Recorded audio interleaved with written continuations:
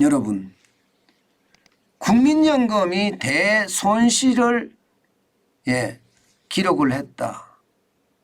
야, 이거 사실이거든요. 충격적입니다. 2022년 국민연금 투자 수익률이거든요. 마이너스입니다. 8.24%입니다. 와, 8.24%면 여러분 금액은 어느 정도 될까요? 금액은요 정확히 79조 6천억 원이에요. 쉽게 말하면 1년 동안 79조 6천억 원을 날렸다는 이야기. 작년에 여러분, 작년에 추가 경정 예산, 국가 추가 경정 예산이 1차가 16조 9천억 원입니다. 2차는요 62조 3천억 원이었습니다. 예, 이게 다 더하면 85조 3천억 원이었거든요. 여기에 버금가죠. 국민연금을 그 돈으로 가지고 제대로 운영하지 못해서 79조 6천억 원을 날렸다는 이야기니까 와, 심각하죠. 물론 이렇게 마이너스 수익률을 기록한 적이 있습니다. 예, 있습니다. 예. 2008년에 마이너스 0.18%인가요? 예, 마이너스 0.18%를 기록한 적도 있고요. 2018년에는 마이너스 0.92%를 기록한 적도 있습니다. 그렇지만 마이너스 8.24%가 된 적은 없습니다. 떨어져도 진짜 너무 떨어졌죠. 최악의 수익률이죠. 이것은 어떻게 보면 말입니다. 이게 심각하다 이렇게 이야기할 수가 있을 것 같습니다. 이 보시면 2019년에는 그나마 2019년 11.33%로 수익률이 좋았잖아요. 2020년에 9.72%로 좋았고요. 2021년에도 10.79%로 좋았습니다. 2022년 올해는 작년이죠. 주가가 많이 떨어지면서 8.24% 손해본 것 어쩌면 당연하다 이렇게 생각할 수도 있을 것 같습니다. 참 심각한 수치네요. 그죠? 지금까지 말입니다. 국민연금을 수립하고 나서 설립하고 나서 1988년에서 2022년까지를 보면 수익률이 5.04%잖아요. 그죠? 5.04%에 못 미친다는 수준이에요. 5.04%. 참 이것을 보면 진짜 얼마나 운영을 못하는지 저는 볼 수 있다고 생각을 해요. 해외하고 한번 비교해 볼까요? 일본 같은 경우도 수익률은 적자긴 적자예요. 최근에 3년부터 시작해 최근 15년까지 보면 모두가 흑자를 냈습니다. 일본도 연기금이요. 마이너스 4.8% 좀 우리보다는 적습니다. 캐나다 연기금 마이너스 5.0%고요.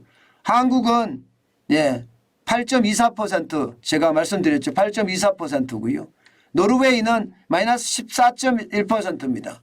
네덜란드 연기금은 마이너스 17.6%입니다. 네덜란드나 노르웨이보다는 낫다 이렇게 이야기를 하지만 일본이나 캐나다보다는 못하다 이런 생각이 들잖아요. 저는 이것을 보면서요. 참 이대로 가면 참 우리 큰일 났구나 이런 생각 진짜 많이 해봅니다. 왜냐고요? 여러분 보세요. 국민연금 재정 얼마 안 남았습니다. 2057년이면 재정이 고갈된다고 해요. 2041년에 1778조로 최대가 되고요. 그런데 이게 말입니다. 고령화되면서 이게 국민연금을 타는 사람들도 많아지잖아요. 그런데 기금 수익률까지 뚝뚝 떨어지면 여러분 어떻게 될까요? 이번 연금개혁에도 국민연금이 포함이 되어 있는데 이것은요 결국 우리 몫으로 돌아온다는 뜻이에요. 우리 몫이라면 지금 국민연금을 내는 사람들, 국민연금 보험료를 내는 사람들에게는 우리 몫이 된다는 뜻입니다. 올린다는 이야기죠. 지금 보세요. 1998년에 국민연금 보험료율이 9%인데 2022년에 9%다. 이런 얘기가 계속 나오고 있잖아요. 지난 정부부터 말입니다. 첫 제도를 실행할 때는 3%였고 1993년에 6%였는데 1998년에 9%에 묶여서 지금까지 계속 24년 동안 묶여왔다. 이제는 올릴 때가 됐다. 이런 얘기하는 것 지난 정부 이번 정부 다 이야기하잖아요. 결국 말입니다. 예, 제가 국민연금 정말 미쳤다 이렇게 이야기하는 것은요. 국민들에게 다시 한번 심각하게 돌아올 수도 있다. 이런 얘기를 제가 말씀을 드리는 거고요. 더 제가 심각하게 생각하는 것은요. 국민연금을 운영하면서 말입니다. 운영하면서 이게 국민연금은 국민의 자산이잖아요. 그런데 정치적 입김이 너무 많이 들어가요. 여기에다가 보건복지부 장관 사실 기금 운영 돈을 운영하고 이런 데는 전혀 문외한들이 많거든요. 그런 사람들이 지배를 하고 있으니까 국민연금이 제대로 운영이 되겠습니까? 저는 최대한 빨리 국민연금을 독립시켜야 됩니다. 예, 어디로부터 독립시키느냐? 이게 정치권으로부터 독립을 시켜야 돼요. 정부로부터 독립시키는 건 당연하고요. 그러면서 말입니다. 좋은 인재들을 뽑아서 그들이 투자를 하고요.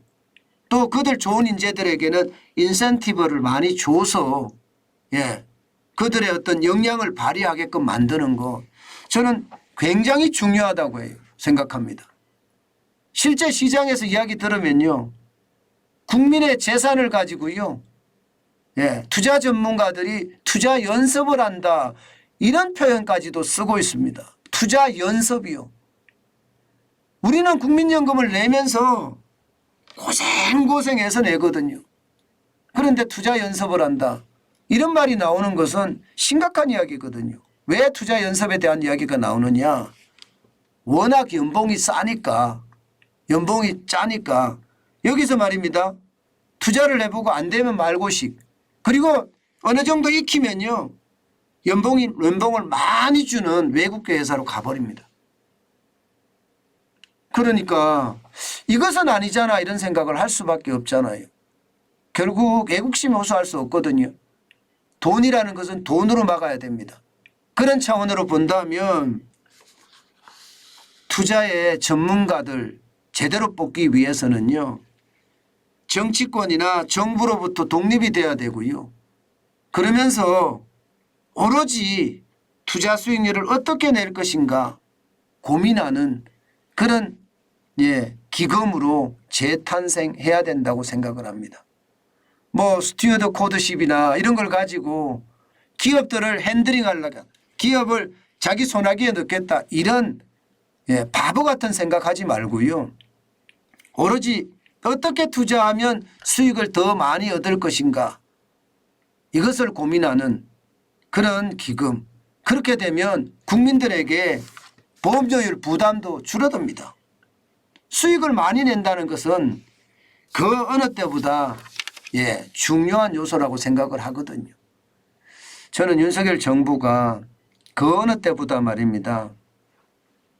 국민연금이라는 기금을 어떻게 할 것인가 계속 보건복지부 산하에 둘 것인가 정치권의 입김이 들어가도록 놔둘 것인가 정부의 입김이 들어가게 놔둘 것인가 이것부터 개혁을 해야 된다고 봅니다. 그래야지 기금 운영 자체가 제대로 운영이 되고요. 또한 대한민국 미래 젊은이들에게 부담을 적게 안기는 그런 지름길이 아닐까 다시 한번 생각해 봅니다. 그만큼 말입니다. 국민연금 기금 운영을 잘못해서 문제가 생길 수도 있다는 뜻이에요.